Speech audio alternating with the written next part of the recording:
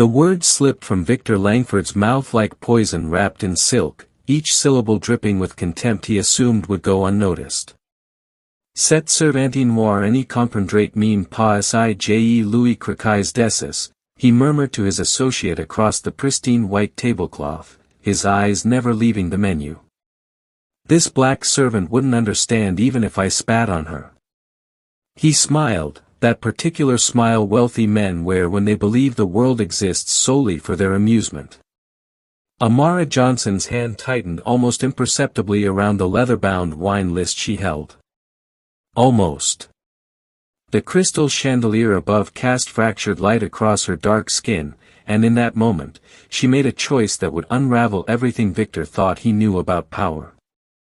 But we're getting ahead of ourselves. Let me take you back 6 hours, to when the morning still held the promise of being ordinary. The Brasserie Eclat didn't open its doors to just anyone. Nestled in the heart of Geneva's banking district, it catered to those whose wealth required discretion and whose egos demanded spectacle. Amara had been working there for 8 months, ever since her scholarship funds ran dry halfway through her master's program in international law at the Graduate Institute. The irony wasn't lost on her, studying human rights by day, serving the 1% by night. Table 12 needs their water glasses refilled, Jacques, the floor manager, announced without looking up from his tablet. His French accent carried that particular sharpness reserved for instructions given to those he considered beneath him. And Amara? Smile more. You have that, what is it, that serious face. The guests, they don't like it. Amara nodded, swallowing the response that burned in her throat. I'm concentrating, not frowning. There's a difference. But she'd learned that some battles weren't worth fighting, not when your student visa depended on maintaining employment, not when your mother back in Atlanta was counting on the money you sent home every month to keep the lights on. She moved through the restaurant with practiced grace, refilling glasses, her mind half occupied with the case study she'd been reading that morning about corporate accountability in international markets. Professor Du Bois had assigned it specifically to her, noting her particular insight into how power structures operated across cultural boundaries. If he could see her now, she thought with bitter amusement, he'd have a field day with the real-world examples. Amara. Jacques' voice cut through her thoughts. We have a very important guest arriving in 10 minutes. Very important. Victor Langford himself. The other servers exchanged glances. Even Amara, who deliberately avoided gossip, knew the name. Langford Industries had its fingers in everything from rare earth minerals to pharmaceutical patents. The man himself was notorious, not quite infamous enough for criminal prosecution, but shadowy enough that investigative journalists kept trying. He specifically requested our finest service, Jacques continued, smoothing down his already perfect tie. Amara, you'll take his table. Her stomach tightened. Me? But shouldn't. He asked for discretion. Your English is acceptable. Your French is adequate. And, Jacques paused, choosing his words carefully, you have a particular composure. Just don't speak unless spoken to, oui. You mean I'm black and therefore assumedly uneducated enough not to understand anything sensitive, Amara thought, but she simply nodded. She'd learned to read subtext in 7 languages now. English, French, Spanish, Portuguese, Wolof, Arabic, and Mandarin. Her grandmother used to say that every language you learned gave you a new soul. Amara wondered what her 7th soul thought about all this. If you're feeling this tension already, subscribe now because what happens next will leave you speechless. Victor Langford arrived like weather, impossible to ignore, fundamentally disruptive. He swept through the entrance with an entourage of 3, a nervous-looking assistant clutching a tablet, a sharply dressed woman who might have been a lawyer, and another man whose expensive suit couldn't quite hide the calculation in his eyes. A business partner, Amara guessed, or perhaps a rival being courted.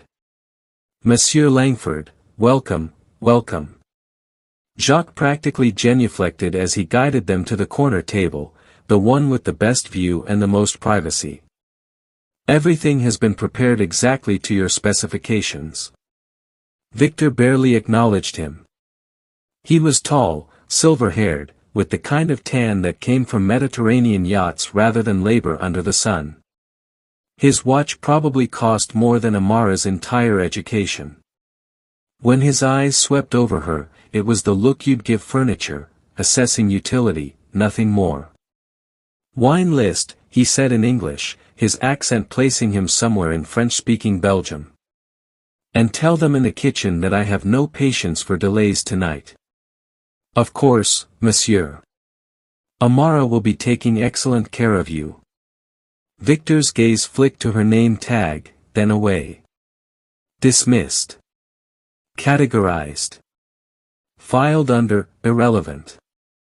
Amara approached the table, her server's smile professionally fixed. Good evening.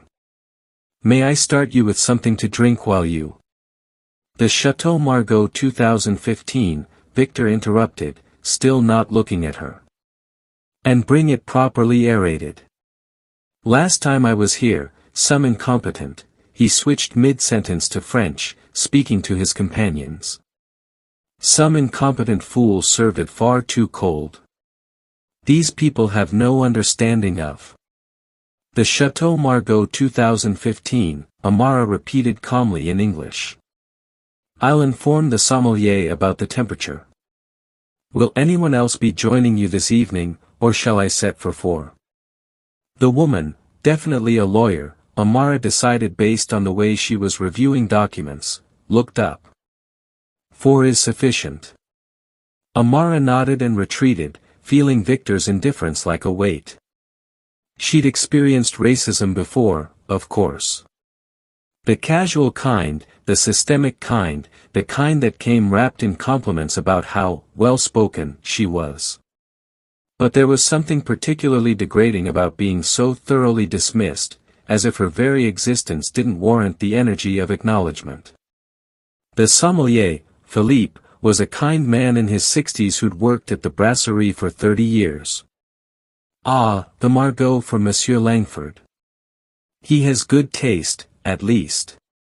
Here, he showed Amara the bottle. We've been aerating it for the past 40 minutes. Perfect temperature now. Thank you, Philippe. Be careful with that one, ma chérie, he said quietly. I've served him before. He's the type who looks for reasons to complain. It makes him feel powerful, you understand? Amara understood perfectly. She'd written a 15-page paper last semester on the psychology of power dynamics in service industries. Living it was different from analyzing it, though. Theory didn't prepare you for the way condescension could make your skin feel too tight. She returned to the table with the wine, presenting it to Victor with the label facing him. The Chateau Margaux 2015, monsieur. He didn't even glance at it, waving his hand dismissively. The business partner, the calculating one, leaned forward. Victor, about the Marseille acquisition. The environmental reports are. Not now, Bernard. Victor accepted the wine glass Amara poured, swirling it without tasting. Then, as if she weren't standing right there, he switched to French. CES servers, they hire anyone these days. Look at this one, probably can't even spell Margaux, let alone understand its significance. Bernard shifted uncomfortably but said nothing. The lawyer kept her eyes on her documents. The assistant stared at his tablet like it contained the secrets of the universe. Amara's face remained perfectly neutral, but inside, something crystallized. Not anger, not yet. More like a cold clarity. He thinks I don't understand. He thinks I'm decoration, or furniture, or less. Will you be ready to order, or would you like a few more minutes?" she asked in flawless English, her tone professionally pleasant. 10 minutes, Victor said dismissively, back in English now. "And bring bread. Proper bread, not whatever stale." He switched again to French, mid-sentence. "Not whatever stale garbage they usually serve to people they think won't notice the difference." "Of course, monsieur." Amara retreated, her heart hammering against her ribs in a way that had nothing to do with fear and everything to do with restraint. Subscribe now to see how Amara handles what comes next. Trust me, you won't see this coming. In the kitchen, she leaned against the stainless steel counter, breathing slowly. Chef Antoine glanced over from the sauté station. "You look like you want to commit murder." "What did he do?" "Nothing," Amara said. "Yet." "Ah. One of those." She arranged the bread basket with care, the warm sourdough, the crispy baguette slices, the small ramekin of cultured butter. Her hands moved automatically while her mind raced. She thought about her thesis advisor, Professor Du Bois, who'd once told her that the most powerful resistance was often the quietest. "Loud protest has its place," he'd said, "but so does strategic patience. Sometimes the most revolutionary act is simply refusing to be what someone expects you to be." Was this that moment? Or was she just romanticizing her own humiliation? When she returned to the table, Victor and Bernard were deep in conversation, in French, naturally. The lawyer had joined in now, her voice low and urgent. "Telling you, Victor, if the audit reveals what we suspect, the entire board will." "The board will do exactly what I tell them to do," Victor interrupted smoothly. "They always have. Besides, who's going to question the numbers when they're all getting rich?" Bernard glanced nervously at Amara as she set down the bread basket. "Victor, perhaps." "Perhaps what?" Victor's smile was sharp. "You think she understands?" "Bernard, look at her. She's probably never been further than whatever village she came from before she took this job. These people," he gestured vaguely at Amara without looking at her. "They're here to serve, not to think. It's not cruelty, it's simply reality." The lawyer, to her minimal credit, looked uncomfortable. "I'm ready to order," she said abruptly, switching to English. Amara pulled out her notepad, pen poised. "Of course, madam." But Victor wasn't finished. He was warming to his theme now, and he'd found an audience in Bernard and the lawyer, who couldn't exactly leave the table. "You know what the problem is with modern society," he continued in French. "We've forgotten that there are natural hierarchies. Some people are meant to lead, to innovate, to control wealth and resources.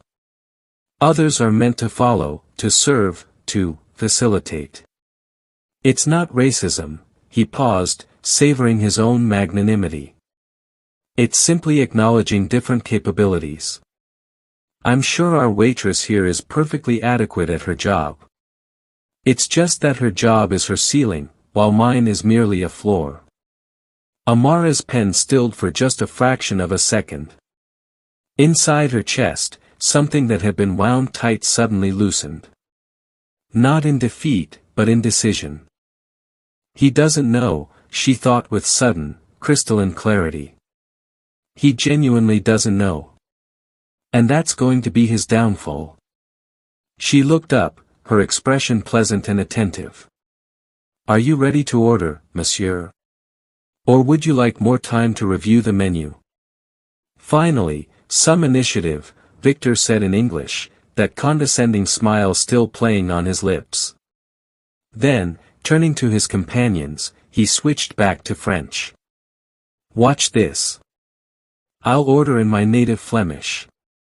She'll have no idea what I'm saying, and it will be amusing to see her try to, how do they say, wing it." Bernard opened his mouth as if to protest, then closed it again. The lawyer studied her documents with renewed intensity. The assistant remained invisible. Victor looked directly at Amara for the first time all evening. The eye contact was performative, a setup for his private joke. When he spoke, it was in Flemish, the Dutch variant spoken in northern Belgium, and his tone was conversational, almost friendly, which made the words themselves all the more vicious. Ik wil de Eendenborst, maar laat haar eerst proberen het menu je te leggen. Het zal grappig zijn om te zien hoe deze arm, onweten serveerster prober te doen alsof ze begrijpt wat ik zeg. I'll have the duck breast, but first make her try to explain the menu. It will be funny to watch this poor, ignorant waitress try to pretend she understands what I'm saying. He paused, looking at Bernard with theatrical expectation. Bernard managed a weak smile. Victor continued, emboldened. Misgien mo ten we har vragen om de wijnkaart in het Swahili voor te lezen. Of denk je dat ze zelfs dat niet kan? Maybe we should ask her to read the wine list in Swahili. Or do you think she can't even do that? The assistant actually flinched. The lawyer's knuckles were white around her pen. But Victor wasn't done. He never was. Amara was learning. Men like him didn't know when to stop because they'd never had to learn. Het probably met deze mensen. He gestured vaguely at Amara again, as if she were a specimen under glass. Is dat ze den ken dat een uniform hen gelijk maakt on ons? Maar we weten better, nietwaar. Een AAP in een costume is nog steeds een AAP. The problem with these people is that they think a uniform makes them equal to us. But we know better, don't we? A monkey in a suit is still a monkey. The silence that followed was profound. Bernard had gone pale. The lawyer had stopped writing entirely. Even the assistant looked up from his tablet, horror dawning on his face. But it was Amara's reaction, or lack thereof, that should have warned Victor. She simply stood there, pen poised over her notepad, her expression politely attentive. Waiting. Nu, Victor said, switching back to Flemish menu instructions, ik wil de een medium gebakken, met de aardappelgratin, en zorg ervoor dat de sauce niet te zout is zoals de laatste keer.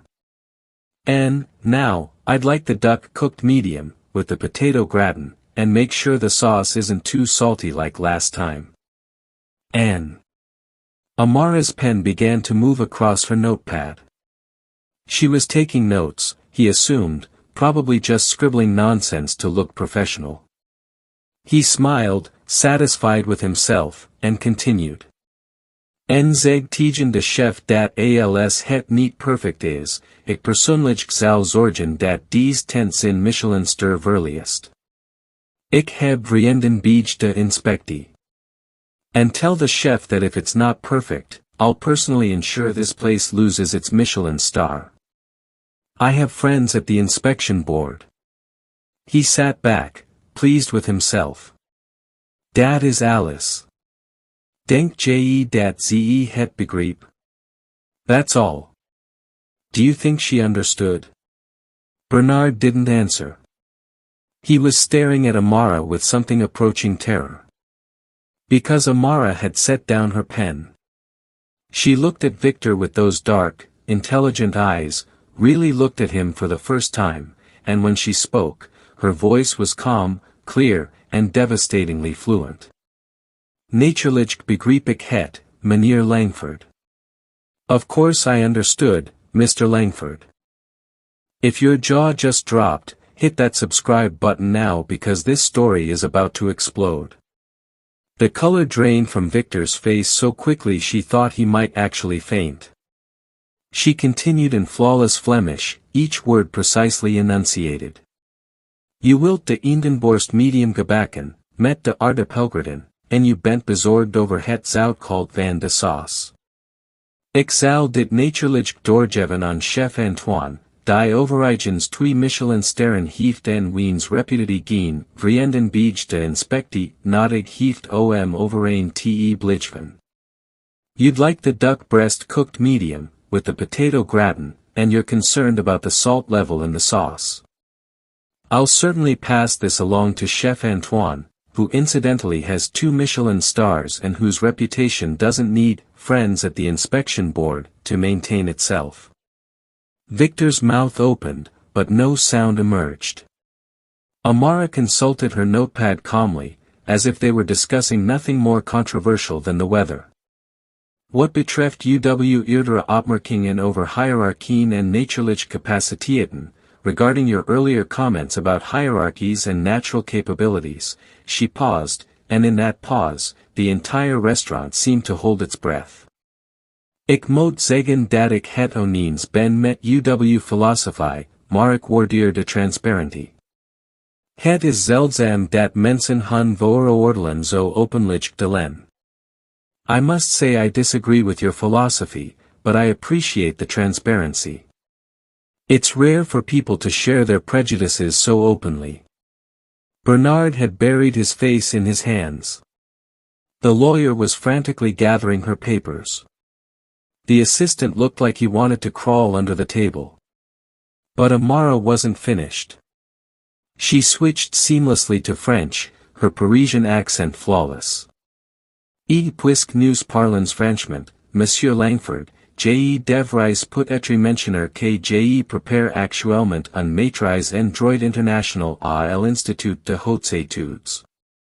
Maudits porte sur la responsabilité d'entreprise dans les crimes environnementaux. And since we're speaking frankly, Mr. Langford, perhaps I should mention that I'm currently completing a master's degree in international law at the Graduate Institute. My thesis focuses on corporate accountability for environmental crimes. Victor's shock was transforming into something uglier. Fear, maybe.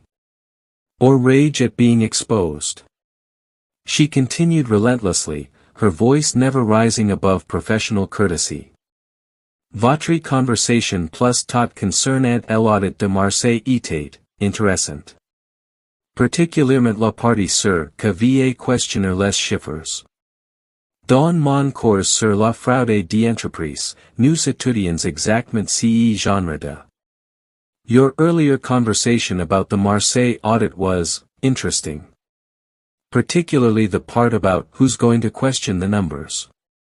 In my corporate fraud course, we study exactly this sort of. She paused, as if searching for the right word. Arrogance. How dare you, Victor began, his face flushing crimson. Dare. Amara tilted her head slightly. I'm simply doing my job, monsieur. Taking your order. Making sure I understood correctly. After all, you did emphasize the importance of getting things right. Jacques had materialized from somewhere, his face ashen. Amara, what is? She turned to him, switching to English. Mr. Langford was just ordering in Flemish, Jacques. I wanted to make sure I understood him perfectly. Customer service, you know. Her smile was radiant and absolutely ruthless. Other diners were watching now, pretending not to while hanging on every word. A woman at table 7 had her phone out, though whether to record or simply look busy, Amara couldn't tell. Victor stood abruptly, his chair scraping against the marble floor. This is outrageous. I want her fired immediately. Do you know who I am? Yes, Amara said quietly. You're Victor Langford. You run Langford Industries. You're currently being investigated by the European Commission for anti-competitive practices in 3 countries. You're also, apparently, the kind of man who calls a woman, a stranger serving you dinner, a monkey, simply because you thought you could get away with it. The restaurant had gone completely silent. Jacques looked like he might actually cry. Monsieur Langford, I'm sure there's been some misunderstanding. There's been no misunderstanding, the lawyer said suddenly, standing.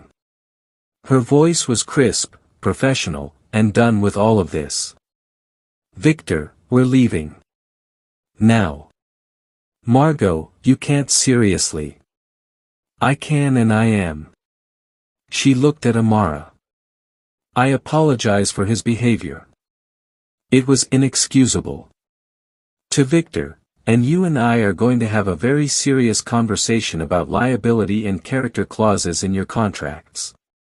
Bernard was already halfway to the door, his assistant scurrying behind him. The lawyer, Margot, followed, leaving Victor standing alone by the table like a king who'd just discovered his kingdom was made of paper. He looked at Amara one last time, and she saw it all in his face, the shock, the humiliation, the impotent rage of a man whose power had just revealed itself to be far more fragile than he'd believed. You'll regret this, he said, his voice low and venomous.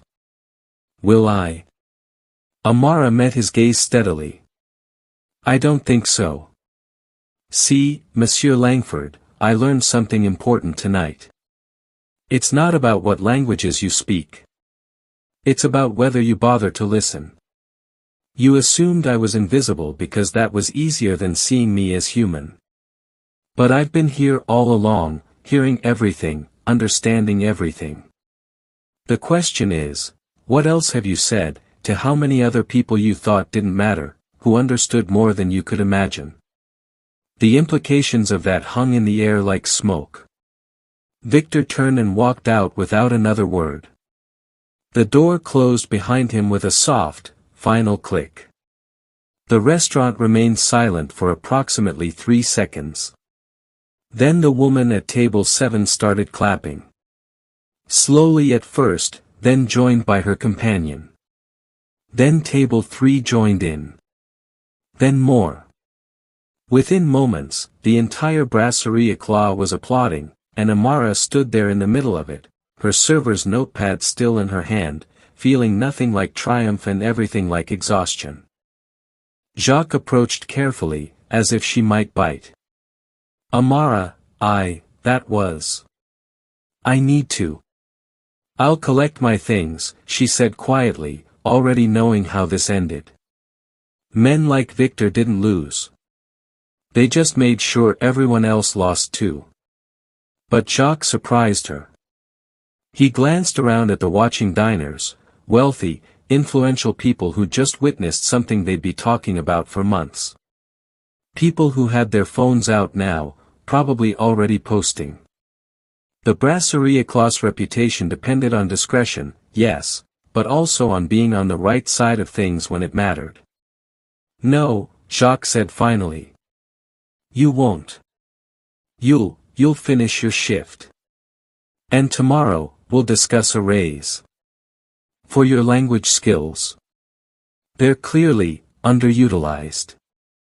Amara nodded, not trusting herself to speak. Philippe the sommelier appeared with a glass of water. For you, ma chérie. You look like you need it. She drank it gratefully, her hands only shaking a little. If this story gave you chills, subscribe now because the ending will stay with you forever. The rest of the shift passed in a blur. People kept looking at her, some with admiration, some with curiosity, a few with the kind of resentment that comes when someone disrupts a comfortable hierarchy. Amara served tables, cleared plates, smiled professionally, and tried not to think about what she'd just done. It was only later, at 3 in the morning, alone in her tiny studio apartment with its view of absolutely nothing, that she let herself cry. Not from sadness, exactly. More from the release of tension she'd been carrying for months, years, maybe. The weight of always being underestimated, always having to prove herself, always being the only black woman in rooms full of people who assumed the worst about her capabilities. Her phone buzzed. A message from Professor Dubois. I heard what happened. My office. Tomorrow at 10. Don't worry, you're not in trouble. Quite the opposite. Then another message, this one from a number she didn't recognize. This is Margot Beaumont. I was Victor's legal counsel until approximately 6 hours ago when I resigned. I'd like to speak with you about a position at my firm. We need people who understand power, and who aren't afraid of it. Amara stared at the messages, then at her reflection in the darkened window. She looked tired. She looked scared. She also looked like someone who just walked through fire and discovered she was fireproof. The next morning, the story had already gone viral. Waitress destroys racist billionaire in 7 languages, read one headline. The reply that broke the internet, claimed another. Her phone wouldn't stop buzzing with interview requests, job offers, messages from strangers who called her a hero. But it was the message from her mother in Atlanta that made her cry again. Baby girl, I'm so proud of you. Not for going viral. For being exactly who you've always been, even when someone tried to make you small. Professor Du Bois's office was exactly as she remembered, books stacked everywhere, the smell of coffee and old paper, windows overlooking the lake. He looked at her over his reading glasses, a slight smile on his face. So, he said. I believe you mentioned needing a case study on corporate accountability and power dynamics. Amara laughed, surprising herself. I think I just lived one. Indeed. Which brings me to my proposal. The Institute has been asked to consult on a UN commission investigating corporate human rights abuses. They need researchers who understand not just the law, but how power actually operates in real-world contexts. He paused. They need someone like you. It's paid. It would count toward your thesis. And it would put you in direct contact with exactly the kind of people who assume I don't belong there, Amara finished. Yes. Which, as last night demonstrated, might be their first mistake. Professor Du Bois leaned back in his chair. The question is whether you're ready for that fight. Because it won't be the last Victor Langford you encounter. The world is full of men who speak many languages and understand nothing. Amara thought about it. About the fear and the anger and the exhaustion. About being underestimated and dismissed and treated as invisible. About how much easier it would be to find a different path, one where she didn't have to fight quite so hard. Then she thought about the look on Victor's face when he realized she'd understood every word. About the lawyer who'd quit rather than enable him. About the diners who'd applauded. About her mother's message. I'm ready, she said. 6 months later, Amara presented her findings to the UN Commission. Victor Langford Industries was facing criminal charges in 3 countries. Margot Beaumont's firm had filed a class action lawsuit on behalf of workers who'd been systematically exploited. And Amara herself had been offered a full-time position with the International Criminal Court's investigative division. She still thought about that night sometimes, the crystalline moment when she'd made her choice, the weight of Victor's assumptions crashing down around him, the strange, terrible power of being finally, completely seen. But mostly she thought about what came after. Because the real victory wasn't in humiliating Victor Langford. It was in every door his humiliation opened, every person who reached out to say they'd experienced something similar, every young black woman who messaged her to say, thank you for not staying silent. The world was full of people who spoke many languages and understood nothing about respect. But it was also full of people who'd been underestimated, dismissed, and written off, people who were listening, understanding, and remembering everything. And when their moment came, they'd be ready. Some people speak many languages. Others simply know when to use their voice. The difference between the two, Amara had learned, was everything.